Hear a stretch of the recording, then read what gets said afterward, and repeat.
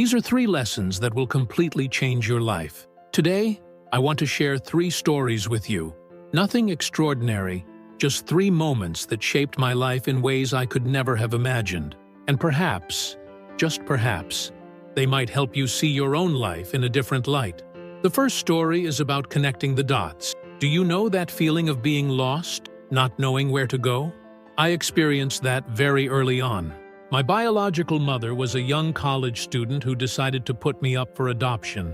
She wanted me to be adopted by educated people, but things didn't go as planned. The couple who was supposed to adopt me backed out at the last minute, and my parents, who didn't even have college degrees, stepped in. That's how my life began. They promised my biological mother that I would go to college, and 17 years later, there I was. But to be honest, it felt like a waste. I had no idea what I wanted to do with my life, and I was spending every penny of my parents' saving. So, I made a decision that seemed crazy. I dropped out of college.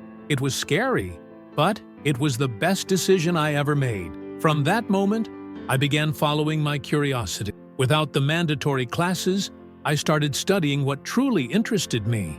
One of those classes was calligraphy. It didn't make any sense at the time, but I found it fascinating to learn about the details of each letter, the spaces, the forms. It was beautiful, but useless, or so it seemed. 10 years later, when we were designing the first Macintosh, all that knowledge came back like magic. Because of that class, the Mac had the typography that made it unique. And you know what's crazy? If I hadn't dropped out of college, I would never have taken that course. If I hadn't taken that course, the Mac wouldn't have had those fonts. If the Mac didn't have those fonts, who knows how the history of computers would look today? The second story is about love and loss. I always knew what I loved to do. At 20, I founded Apple in my parents' garage with Woz. We worked hard, and in 10 years, the company grew significantly. From 2 guys in a garage, we became 4,000 employees and $1 billion company. We launched the Macintosh, and it felt like we were on top of the world. But life isn't always kind. At 30, I was fired from my own company. Yes, fired. How does that happen? Well, as Apple grew, we brought in someone to help manage it. At first it worked, but soon our visions clashed, and the board sided with him. It was a huge public failure. For months, I felt adrift. I even thought about leaving Silicon Valley, but something curious happened. Despite everything, I still loved what I did, and that made all the difference. I decided to start over. In the next 5 years, I founded 2 companies, Next and Pixar. Pixar revolutionized cinema by releasing Toy Story, the first fully computer-animated feature film.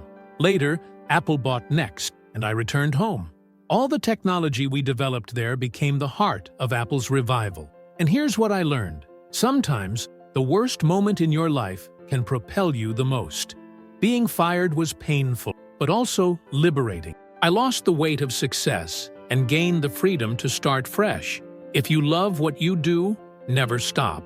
Keep searching until you find it. Trust that this love will give you strength on hard days and turn setbacks into opportunities. The third story is about death.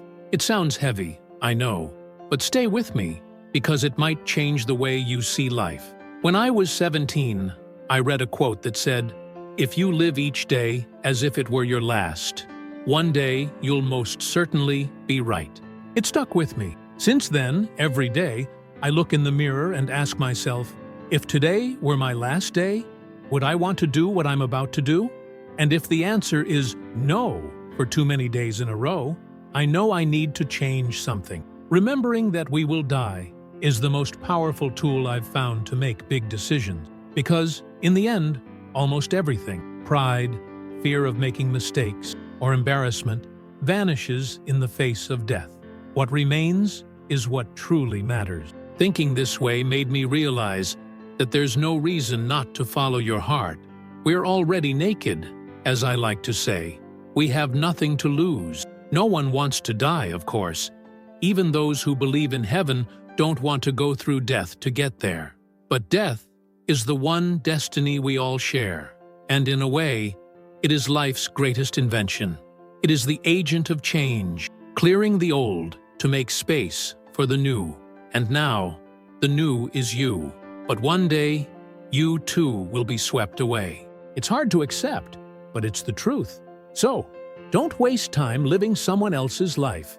Don't be a prisoner of dogma, which is living with the ideas of others. Don't let the noise of others' opinions drown out your own inner voice. And most importantly, have the courage to follow your heart and intuition. They already know, in some way, what you truly want to become.